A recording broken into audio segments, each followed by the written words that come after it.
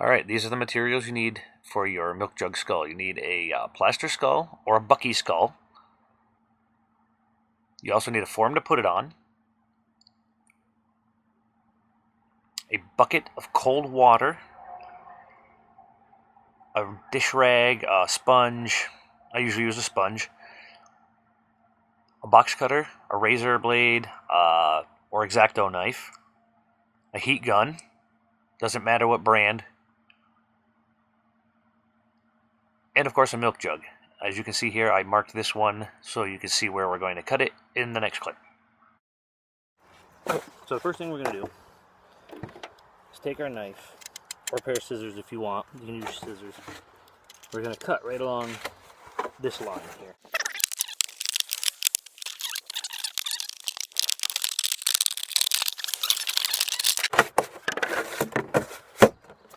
There you go.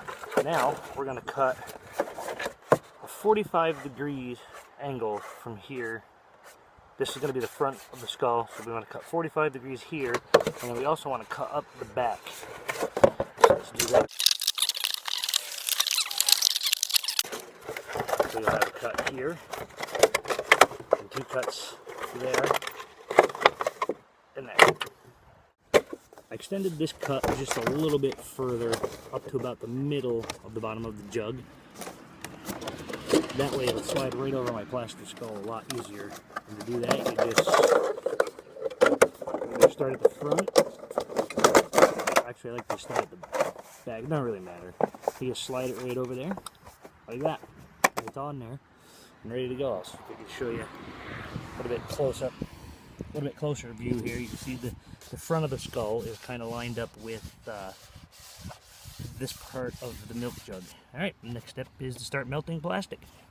So the first thing I usually do is remove the label. Just turn my heat gun on and just heat it up a little bit.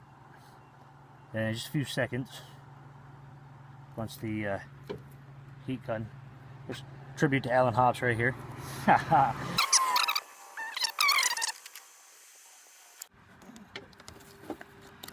Alright, so usually I will start around the eye socket in the orbital bone here.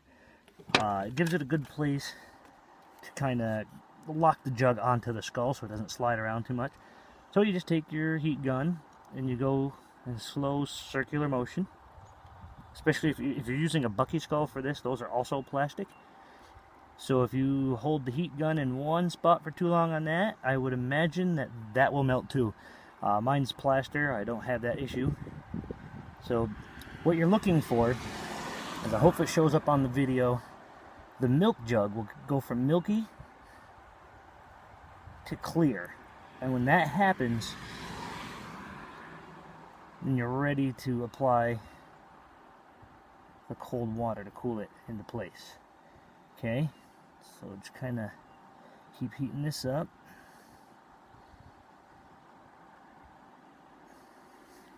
Turn this a little bit so hopefully you can see better. So nice clear spot right there. I just wring out my sponge, press it in, wait a couple of seconds, and pull it off. One tip is that as you go through with this, you're going to notice, like, as I heat this section, this will start popping out again. So you may have to keep reheating certain sections. It's not a big deal.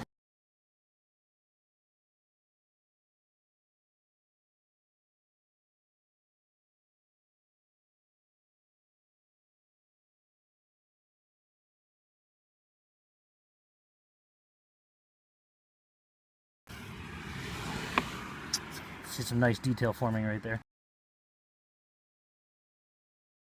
Another tip for doing this is to do this in sections. You don't want to try to heat up the entire face all at once and then try to get it to cool all at once. I don't think it'll happen, because you'll notice, like, as I take the heat away from the edges in a few seconds, that'll start to turn milky again, so it's cooling off really quickly. I'm outside, it's windy, so that contributes to the quick cooling factor as well.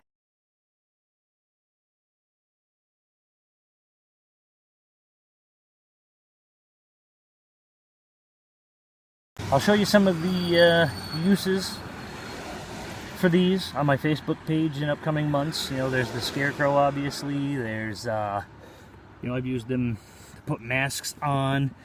You can corpse them out really good with plastic, or if anybody saw my Haunt Nation article about the skewers, the lobotomy skewers, I use a milk jug skull corpsed out with paper towels and caulking, which I also got from Alan at Stiltby Studios. I learned a lot from Alan. If you guys have not watched any of his videos, I highly recommend you go over to YouTube, his YouTube channel.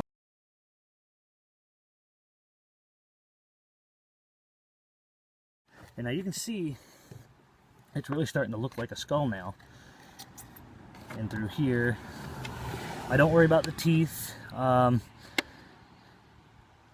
try to get them as detailed as possible, but there are just times where that's not an option at all. And there are also times where I don't really even need that.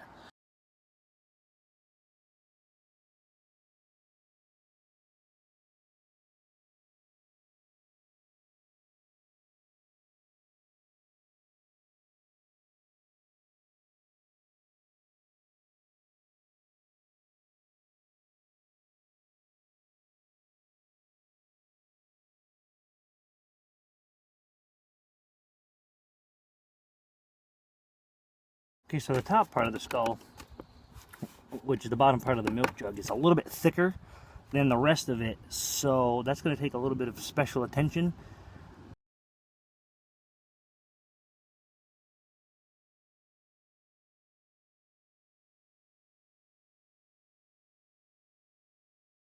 I want to point out one thing really quick. When you're doing this, you're very likely going to get these little nubs or wrinkles or whatever.